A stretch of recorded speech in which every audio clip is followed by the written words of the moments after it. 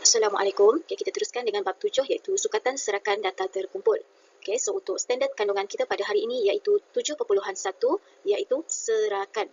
Okay, manakala standard pembelajaran kita adalah 7.1.1 membina histogram dan poligon kekerapan bagi suatu set data terkumpul. Membina histogram dan poligon kekerapan bagi suatu set data terkumpul. Okay, also objektif kita pada hari ini adalah membina histogram dan juga poligon kekerapan. Okay, dua benda ni merujuk kepada graf. Okay, so kita nak melukis graf, histogram dan juga poligon bagi suatu set data yang terkumpul. Jadi untuk melukis histogram dan juga poligon kekerapan, terdapat 6 perkara utama yang awak kena tahu untuk kita membina histogram dan poligon kekerapan. Yang pertama adalah had bawah. Had bawah merujuk kepada nilai yang terkecil, manakala had atas merujuk kepada nilai yang terbesar. Yang kedua adalah sempadan bawah. Jadi untuk pengiraan sempadan bawah iaitu merujuk kepada had atas selang kelas sebelumnya ditambah dengan had bawah selang kelas itu dan dibahagikan dengan 2. So nanti kita akan tengok dalam contoh nanti. Macam mana apakah yang dimaksudkan dengan had atas selang kelas sebelumnya, apa yang dimaksudkan dengan had bawah selang kelas itu. Manakala untuk sempadan atas, rumusnya adalah hampir sama dengan sempadan bawah. Tapi bezanya, had atas selang kelas itu. Kita ambil had atas selang kelas itu. Ditambah dengan had bawah selang kelas selepasnya. Kemudian dibahagikan dengan 2. Manakala yang ketiga adalah merujuk kepada saiz selang kelas. Apa itu selang kelas? Iaitu kelompok bagi pembahagian data kita. Data kita kumpulkan dalam satu-satu kelas. Satu-satu kumpulan. So, yang tu dinamakan selang kelas. Jadi, nak mencari saiz selang kelas tersebut, rumusnya sempadan atas ditolak dengan sempadan bawah.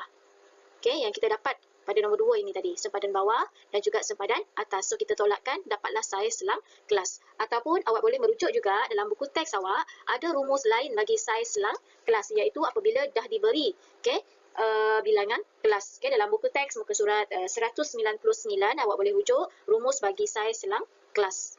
Selain sempadan atas ditolak dengan sempadan bawah. Yang keempat adalah titik tengah. Titik tengah selang kelas. So bila dinamakan titik tengah, rumusnya had bawah ditambah dengan had atas, kita bahagikan 2. Ni yang pertama. Ataupun kita boleh guna rumus yang kedua iaitu sempadan bawah ditambah dengan sempadan atas dibahagikan dengan 2. Perkara yang kelima adalah kekerapan selang kelas. Bila disebut kekerapan, ianya merujuk kepada bilangan data yang dimasukkan ke dalamnya. Bilangan data yang ada dalam kelas tersebut. Manakala yang terakhir, yang keenam adalah kekerapan longgokan. Bila disebut longgokan, kita melonggok, maksudnya merujuk kepada jumlah. Jumlah kekerapannya dan kekerapan semua selang kelas sebelumnya. Maksudnya kita tambahkan semua sekali. Ini adalah 6 perkara yang utama yang awak kena tahu istilah dan kena tahu macam mana nak mencari nilai dia. Seterusnya kita tengok kepada contoh untuk membina histogram. Contoh 1. Sebelum nak membina histogram, di sini ditunjukkan dekat awak macam mana kita nak membina jadual. So sebelum nak membina histogram dan juga poligon, kita kena ada jadual kekerapan. Dan di sini dia bagi awak contoh macam mana kita nak mengira semua 6 perkara tadi. Ditunjukkan satu-satu kepada awak. Kita tengok dahulu berdasarkan set data di sebelah. Ini data yang dia bagi. So dekat sini kita boleh tengok ada 16 data. 16 data. Soalan yang pertama, bina 4 selang kelas. Yang ini dia dah nyatakan. Selang kelas yang dia nak adalah 4.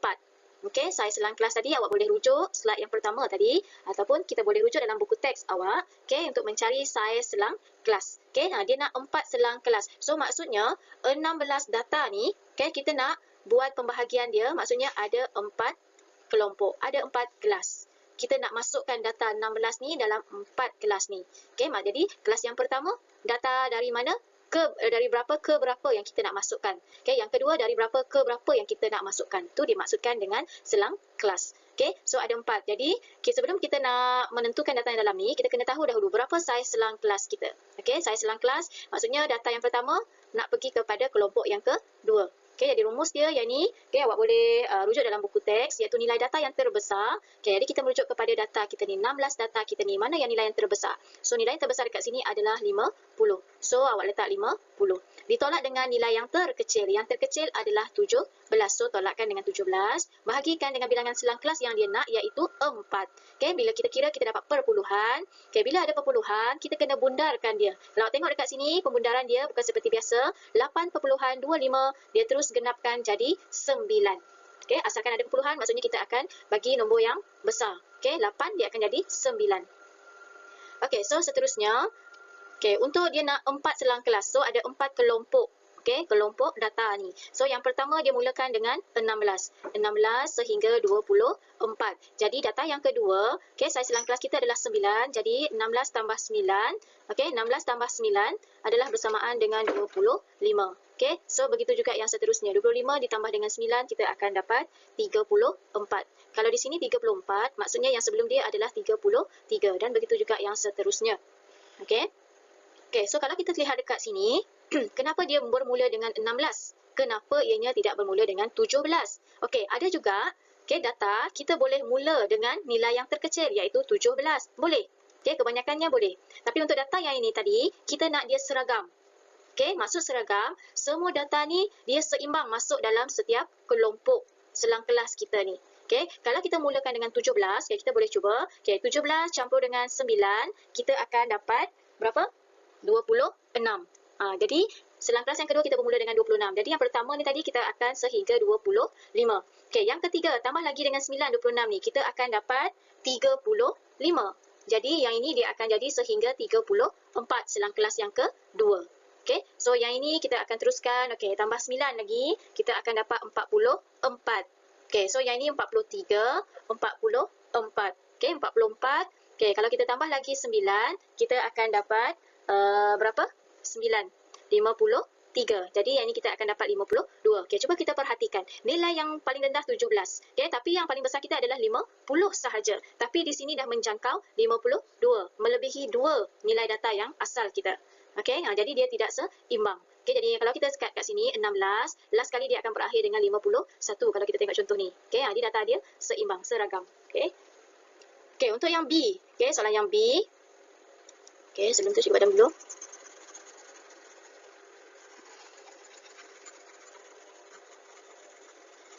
Okey, untuk yang B, arahan dia tunjukkan dalam bentuk jadual. Okey, jadual dia nak semua ada, had bawah, had atas, sempadan, titik tengah dan juga kekerapan. Okey. So, kita tengok yang pertama. Okey, kita lukis dalam bentuk jadual. Tadi kita dah ada saiz selang kelas kita. So, ada 4, jadi masukkan. Okey, so yang pertama ni adalah selang kelas. Kemudian kita ada istilah had bawah dan had atas, sempadan bawah, sempadan atas, titik tengah, gundalan. Okey, gundalan ni fungsi dia untuk kita mendapatkan kekerapan. Kemudian kita ada kekerapan longgokan. Okey, so dekat sini had bawah. Had bawah tadi merujuk kepada nilai yang terkecil. So, dalam selang kelas ni, nilai yang paling kecil kita adalah 16. So, letak 16. Manakala had atas kita adalah 24. So, letak 24. Okey, untuk sempadan bawah, tadi kita ada rumus tadi. Okey, namun bagi yang bermasalah untuk menghafal rumus, aplikasi rumus tersebut, sebenarnya kita ada cara yang ringkas. Okey, so sempadan atas ni, kita boleh tengok pada had bawah dia. Okey, sempadan bawah, tengok pada had bawah. So, pada had bawah ni, kita tolakkan dengan 0.5.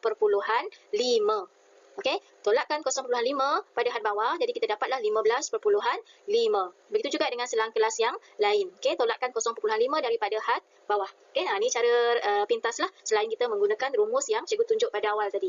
Okey, manakala sempadan atas, okey, kita boleh juga merujuk kepada had atas. Okey, jadi untuk sempadan had atas ni kita kena tambah 0.5.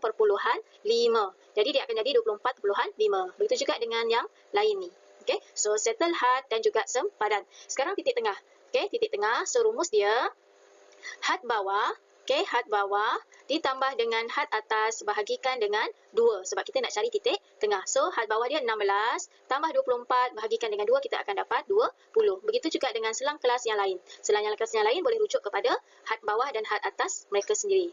Okey, manakala gundalan, okey, gundalan ni kita nak menentukan. Okey, dalam selang kelas yang pertama, had dia adalah 16 sehingga 24. So awak merujuk kepada data ni, tengok pada data yang terkumpul ni. Okey, tengok data, serahkan data awak ni. Okey, cari awak 16 sehingga 24. 17 masuk. Okey, dah jumpa 1. Okey, mana lagi yang ada dalam selang kelas 16 sehingga 24? Okey, 17 dan juga 20. Okey, jadi kita letak lidi 2 dekat sini. Jadi kekerapan kita boleh letak 2. Okey, so untuk konsep gundalan, okey, dia macam satu berkas seikat. Kalau dia cukup 5, kita boleh silangkan yang kelima tu. Okey. Dan untuk kekerapan longgokan, tadi cikgu cakap kalau longgokan ni maksudnya jumlah. Okey, jadi untuk yang pertama kita mulakan dengan kekerapan yang pertama iaitu 2. Okey, kekalkan sama. Okey, untuk yang kedua kita tambahkan yang atas ni. Tadi kekerapan longgokan yang pertama adalah 2, tambahkan dengan kekerapan selang kelas dia sendiri iaitu 4. Jadi 2 campur 4 jadi 6. Dah dapat 6, longgok lagi tambah lagi dengan 5, dapatlah 11. Dah dapat 11 tambah lagi dengan 5, dapatlah 16. Yang tu dinamakan kekerapan longgokan. Okey. So yang ini semua awak kena tahulah sebab yang ini semua kita akan guna untuk membina histogram dan juga poligon. Okey, kita tengok contoh yang pertama. Yang ni kecil sahaja, tak nampak dengan jelas. Okey, so jadual kekerapan di sebelah menunjukkan taburan jisim dalam kilogram bagi 60 biji tembikai. Okey, dekat sini dia dah bagi tahu kat awak dah. Data kita ada 60. Okey, merujuk kepada biji tembikai di sebuah gerai buah-buahan. Pada paksi yang berasingan, lukis setiap perwakilan grafik berikut bagi data itu. Okey, yang pertama dia nak kita lukis histogram. Yang kedua adalah histogram longgokan. Okey, so bentuk histogram macam ini. Okey, yang kat bawah ni. Ni adalah bentuk histogram. Histogram dengan carta palang, beza dia, histogram kita rapatkan bentuk segi 4. Manakala carta palang kita jarakkan. Okey, so langkah dia, okey, yang pertama kena wujudkan jadual kekerapan. Okey, untuk histogram, okey, untuk melukis graf, kita ada paksi X dan juga paksi Y. Paksi X untuk histogram kita mengguna pakai sempadan bawah dan juga sempadan atas. Okey, ini nilai yang kita akan guna untuk paksi X. Manakala paksi Y adalah kita menggunakan maklumat kekerapan. Okey, jadi disebabkan kita memerlukan data tersebut, dalam jadual awak kena wujudkan data tersebut. Okey, iaitu kita ada kekerapan, kita ada sempadan bawah dan juga sempadan atas. Okey, jadual ini yang awak kena buat terlebih dahulu. Okey, dan yang ini disebabkan dia dah bagi dekat kita, okey, data dengan selang kelas dia, jadi tak ada masalah awak salin, cuma awak sambungkan jadual tersebut, wujudkan sempadan bawah dan juga sempadan atas. Okey, daripada jadual asal yang dia dah bagi ni. Okey, so sempadan bawah tadi cikgu bagi tahu kita boleh rujuk kepada had bawah, tolakkan dengan 0.5 sahaja. Jadi dapatlah 0.55. Begitu juga dengan selang kelas yang lain. Okey, manakala sempadan atas, kita tengok pada had atas. Yang ini kita tambah 0.5, jadilah 1.05. Okey, begitu juga yang lain ni. Okey, dah ada jadual. Okey, manakala nak lukis, okey, yang bawah ni kita mulakan dengan sempadan bawah yang paling kecil iaitu 0.5. So kalau tengok dekat sini, okey, dia mesti ada sempadan bawah dan sempadan atas untuk satu selang kelas. Okey, sebab dia bersambung, kalau awak perhatikan, sempadan atas bagi yang pertama sama dengan sempadan bawah bagi yang kedua. Sebab tu ianya boleh bersambung. Okey, yang ini awak kena kira dahulu. Awak nak bermula dari depan ni ataupun langkah, okey, yang kat sini. Awak kena tentukan berdasarkan data kita dan juga kertas graf awak. Dan untuk bahagian paksi Y, kekerapan ni, okey, yang ini pun sama. Okey, kena menggunakan skala yang sesuai. Kalau kita tengok kat sini, nilai yang paling tinggi adalah 25. Okey, 25. So, skala kat sini biasa yang kita guna, dia boleh guna simple 2, 2, 4, 6, 8, simple 3 boleh, simple 5 boleh, 10 dan 100. Okey, yang tu yang biasa kita gunalah. Okey, kadang dalam soalan exam, kadang dia akan nyatakan skala untuk awak. Kalau dia tak nyatakan, awak sendiri kena tentukan. Dengan syarat, okey, penggunaan kertas graf, awak tak boleh melukis separuh daripada kertas graf. Separuh dan lebih kecil lagi. Tak boleh. Okey, untuk kertas graf, penggunaan kertas graf, okey, paling kurang awak kena guna dia 1/3 daripada kertas graf. Jadi awak kena fikirlah menggunakan skala yang sesuai supaya dia tidak kecil sangat. Okey, manfaatkan kertas graf awak. Okey, so jadilah histogram. Okey, awak ni, okey, yang ni merujuk kepada kekerapan dia 7. Okey, 7 kat sini. So buatlah garis ni. Okey, warna tak perlu warna. Okey, lukis sahaja. Dan lukis mesti guna pensel. So, jadilah histogram. So, untuk paksi X, awak tulis perkara dia iaitu mengenai jisim. Manakala paksi Y, kita tulis kekerapan.